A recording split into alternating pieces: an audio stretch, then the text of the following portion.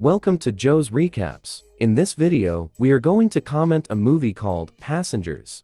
The interstellar spaceship Avalon is traveling through space. It is headed to a colonized world called Homestead 2. The vessel is on autopilot and all of its quarters are empty. 258 crew members and 5,000 passengers are in hibernation. Suddenly, the ship passes through an asteroid belt. That weakens the shields. Power is diverted to the main shield, but the ship is about to hit a giant asteroid. Suddenly, the asteroid collides with the ship. It causes various malfunctions. For more videos like this, subscribe and click the notification bell. The ship begins self-reparations, but one of the hibernation pods activates. The passenger named Jim Preston is awakened. He is a mechanical engineer. His pod opens and an automated system helps with his awakening. It tells him that he spent 120 years in suspended animation and that the ship is only 4 months away from Homestead 2. He's told that he will be able to spend that time enjoying the luxurious aspects of the ship. Jim receives informations about his ID band,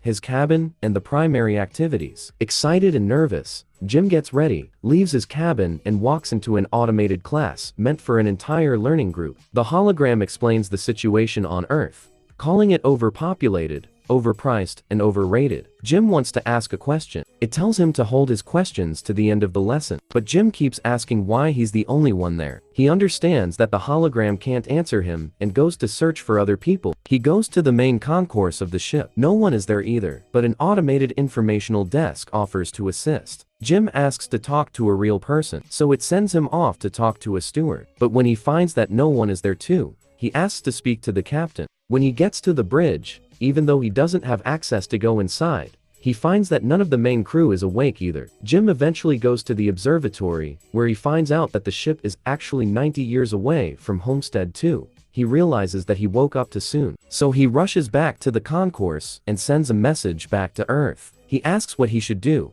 because he doesn't know how to get back into hibernation. The communication system informs him that the overpriced call to Earth will take approximately 55 years to get an answer back. Jim is devastated. He wanders and finds the ship's bar, and there, he sees another person. As he talks to the bartender, he seems strange. When he goes to get him a drink, Jim realizes that he's a robot. It's called Arthur. Jim wants to find out more information, but he can't even make it understand how it's possible for him to be there ahead of time. The next day, Jim wakes up in his cabin and goes to the cantina. He quickly realizes that most of the things on the menu are reserved for gold-class passengers only. He gets his plain coffee and tries to figure out how to fix his hibernation chamber. After he uses all the tools, he lies down inside of the pod, but nothing happens. Then, he decides to use the tools he found to get into the crew's hibernation chambers. That doesn't work either. Meanwhile, small malfunctions happen around the ship. Jim keeps returning to the bar to drink, but mostly to talk to Arthur. The robot gives him some advice that convinces him to break into one of the gold classrooms and try to have some fun on the ship. Jim tries all the restaurants, the games, the entertainment system, but as time passes, he becomes even more miserable because of the loneliness. One day, he gets drunk and walks around the hibernation pods. He stumbles into an airlock with spacesuits designed for spacewalks. Jim gets into a suit and goes to the airlock, pushes a lever, and then the button to release the airlock door. Outside the ship, he's mesmerized by the view. He's the only human experiencing that moment in time. Jim floats in space, but feels devastated. He goes back inside,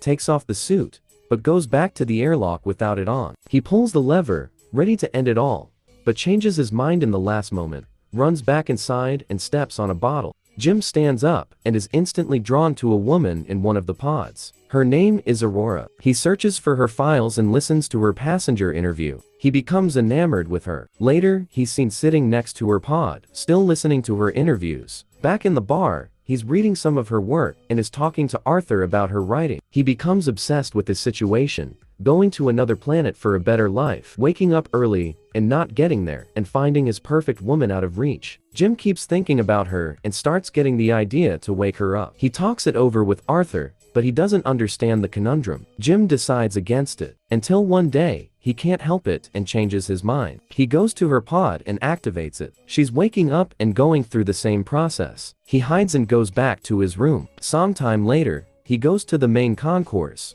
hoping to find her. There she is, just as confused as he was first. Jim tells her they're the only ones awake, and takes her to the observatory. Then he tells her that he can't get to neither the crew nor the main commands of the ship. Aurora freaks out and wants to get back into her pod. But Jim explains that there is no special equipment on the ship that can help them get back into hibernation, telling her that they're stranded. They go back at the concourse, and he tells her that she should rest. Aurora also feels sorry for him, having to spend more than a year alone on the ship. Jim goes back to the bar, feeling regretful about what he did. He asks Arthur not to tell Aurora that he woke her up. The next day, Aurora wakes up. She goes back to the concourse and asks the automated info desk about the hibernation pods. Jim joins her there and they get breakfast. As they leave, the info desk has some sort of malfunction. In the cantina, Aurora finds that Jim has been eating the same breakfast for more than a year and gets him one of the gold class menus. They talk about the possibility to fix the pods. Unlike Jim, Aurora isn't ready to give up. She searches through the infirmary, then goes through research documents. She eventually ends up at the crew's hibernation quarters trying to break the doors open. Jim notices more malfunctions throughout the ship. Sometime later, Aurora laments about her life on the ship. She writes, jogs around the ship and swims in the pool. Then she goes to the cantina to interview Jim, thinking that his story might be interesting. She asks why he immigrated to the colony.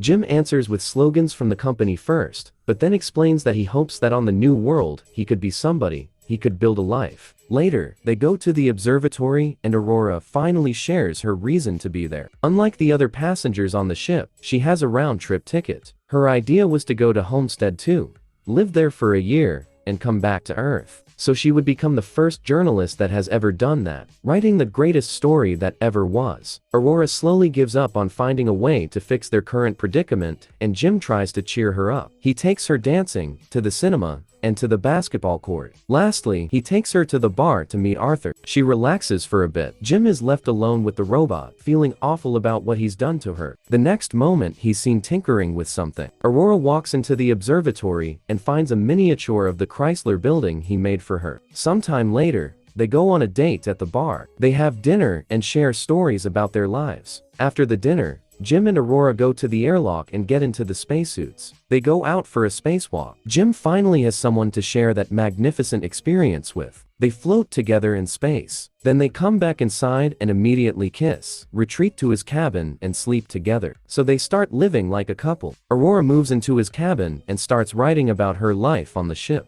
They jog together, eat together, sleep together. It's Aurora's birthday, so that night they celebrate in a restaurant and then go to the bar. Jim goes to the washroom and prepares the ring he made for Aurora. She stays in the bar chatting with Arthur. The robot tells Aurora that Jim woke her up intentionally, unaware that it was still to keep that a secret. Suddenly, Jim comes back and she confronts him in absolute disbelief. She runs away furious and panicked. Jim comes back to his cabin and finds all her things are gone. The next day, he runs into her in the cantina, but the moment he speaks, she walks away. Aurora is desperate. One night, she goes over to Jim's cabin, punches and kicks him, wanting to kill him. He tries to talk to her over the comm because she keeps avoiding him. Jim apologizes and explains his actions to her. He tells her he fell in love with her, but Aurora doesn't care. She can't forgive him. One night, another malfunction happens. The ship gets a critical error, and the main command shuts down. He walks into the elevator, and it malfunctions. Later, Aurora walks into the main concourse, and sees that Jim has planted a tree there. Then, she goes to the cantina and finds the food dispensary is also malfunctioning. Suddenly, both of them hear the voice of the deck chief over the comms. They both go to the concourse and see Mancuso standing in front of Jim's tree. They introduce themselves and tell the chief about the situation. He doesn't understand how 3 pods could fail. Mancuso takes them to the bridge, and he discovers that there is something wrong with the ship. When they leave the bridge, a robot almost falls on their heads. The two of them tell Mancuso that malfunctions have been happening all over the ship more frequently. Mancuso checks on the pods. When Jim joins him there, he's figured out what happened with Aurora's pod. The deck chief finds what Jim did. Later, when he's at the bridge checking the data, Aurora joins him. They talk about what happened with her pod, but he tells her that he can't do anything about it. Jim walks in with the 16th broken robot. Mancuso feels the hibernation sickness, so he goes to rest. But as he walks out, he coughs out blood. That night, Aurora can't sleep,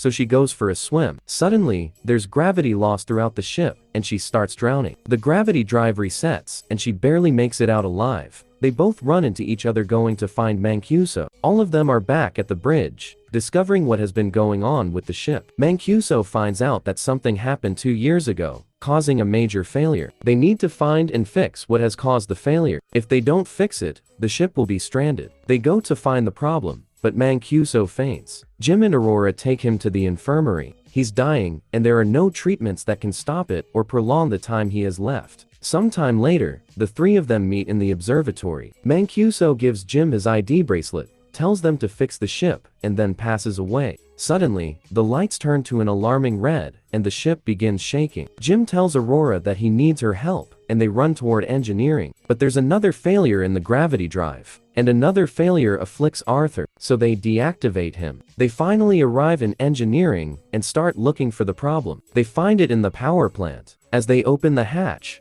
Aurora gets sucked in. The asteroid has caused a breach in the hull in that area. Jim gets sucked in too, but he holds onto the hatch, as it keeps closing on him. Eventually, he gets sucked in too, but they quickly manage to seal the breach. After fixing that problem, Jim realizes that there is more than one breach in the hull. The two of them follow the trajectory of the meteor and find that it has hit the reactor control computer. Jim thinks he can find replacement parts for it. They find the part and change it, but the process of venting the reactor still fails. They do it manually, but it fails again. Jim realizes that he needs to open the vent door from outside of the ship, so they can cool the reactor down. Both of them go to the airlock. As he's getting ready to go out, he gives Aurora Mancuso's bracelet, because he might not come back. She helps him with the suit. As he walks into the airlock, she tells him to come back because she can't live without him. Aurora goes back to the reactor, where the temperature has hit critical heights. A bolt from the reactor gets into her arm, as Jim is getting closer to the vent from the outside and sees the door. The temperature rises in the reactor room,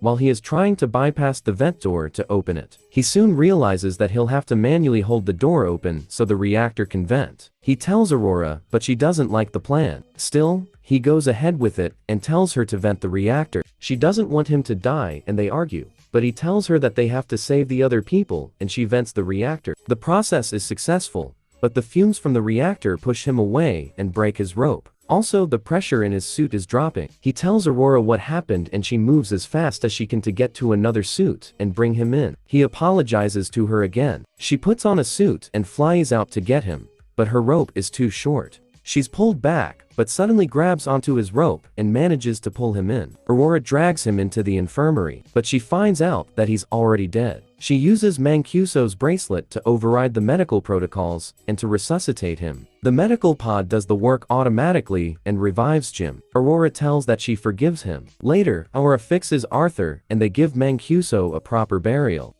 Sometime later, Jim takes her to the infirmary and tells her that he's found a way to use the medical pod as a hibernation pod. He tells her to get inside and ride out the rest of the journey in there, but she declines and decides to stay with him. Jim finally proposes to her, and they live out their lives on the ship. 88 years later, the Avalon arrives on Homestead 2. The crew wakes up and finds the ship in a very unexpected state. Aurora leaves them a message, retelling the story of the life they had on the ship while the rest were sleeping. For more videos like this, subscribe and click the notification bell. And don't forget to hit the like button. Also, you can check our other videos. Enjoy and take care.